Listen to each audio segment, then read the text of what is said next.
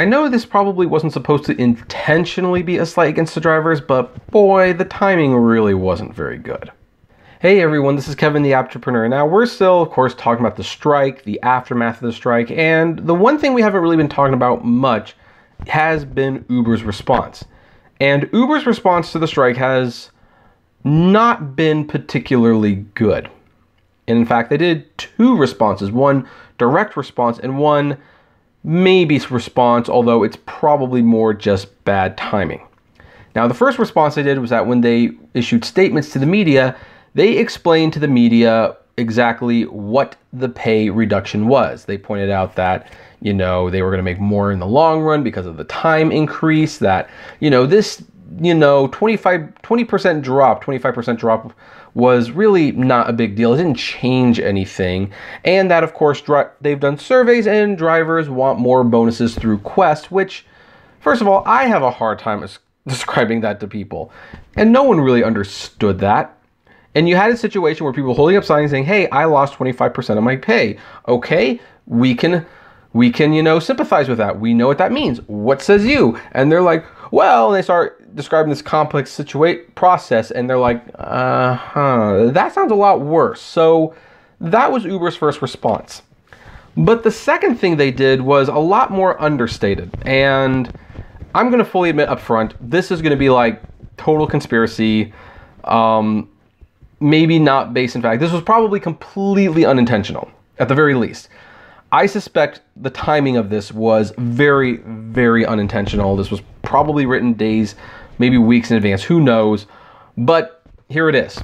This is the actual Uber engineering blog, and I'm not an engineer or an app developer or anything like that. I actually am a very weak programmer in general.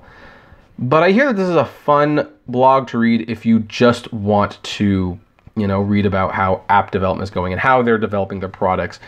And you might be looking at it like, oh, okay, well, what's this? Well, here's the thing. This article, talks in detail about how the payment display structure works. They talk about how they are improving the app to increase transparency about earnings and what they're doing to help the drivers in this regard. They're showing all the things that they thought about. As you can see, there's nice little moving images right here. That's really cute. New features, and wow, look at how great it is. You know how easy it is to keep track of earnings? Earnings that, we keep taking money out of. They talk about the challenges. You can tell that this is old because they're actually using the multiplier. They're actually pretending the multiplier still exists in most places, which, see, it says San Francisco. I don't know if is San Francisco still doing the multiplier, or have they moved on to the flat surge yet? Real-time tracking. They describe everything that was going through their minds when designing this for greater transparency for the drivers and how much this is going to help the drivers. I mean, look at this. This goes into a lot of detail. And I'm not reading it because I don't frankly understand a lot of it. And also, that's not going to be the ultimate point of this. But it's pretty impressive. I even like how they show the code on how they did all this. Like, I took some HTML classes, so this is somewhat familiar to me. Like, I kind of get the general idea of how this would work, but there you go. And here's the future of real-time earning trackers. The real-time earnings tracker has been adopted by teams across our platform to increase earnings transparency and driver partner engagement. By the second half of 2018, 24 features were integrated into the real-time earning trackers across its 3 different modes: status mode, browse mode, bulletin mode. Most recently, we integrated the Uber Pro program into the real-time earnings tracker to help celebrate the accomplishments of our drivers partners as shown in figure 7 below. This is figure 7, by the way. Uber Pro, like, yay, all that jazz. In 2019, we plan to introduce even more new features onto the real-time earnings tracker to further improve the driver partner experience with our platform. Now, overall, this is a blog post that says, hey, we heard you, we did this really, really cool thing, and it's for you, and it's for earnings transparency. Aren't we great? Aren't we friendly? Look at how nice we're being. We're letting you know what you're earning, and we're improving the ways on how you know what you earn. Of course, they don't show how much they're taking. You have to kind of go digging for that on your, browser account. So why am I talking about this? This doesn't seem like a big deal on the surface. Well, I found the timing of this article going up, this blog post, I should really call it, to be a little odd. because we've got, yeah, on the day of the strike. On the day of the strike, that Uber drivers, at least in LA and probably scattered throughout the world, because I know there were people who deliberately did not turn on their apps that could not go to the protest/strike. They posted this article. And, yeah, talk about tone deaf. Now, again, this probably wasn't intentional on their part. They probably didn't even think twice about it. They're probably still not aware that's an issue. I don't even think most people even thought this was a thing because no one but me's talking about it. And I don't even know how serious I'm taking it right now. It's just, it's there. But I just find it amazing how bad that timing is. How totally bad that timing is. I mean, that, what's it like? That's like, you know, making a scheduled birthday party for Chuck E. Cheese and your son or daughter's birthday party, and then, like, you know, the day before the party, you see a Shane Dawson video where he talks about how they're recycling their pizza and it might not actually be fresh. And it's like, wow. So there you have it. You have a date.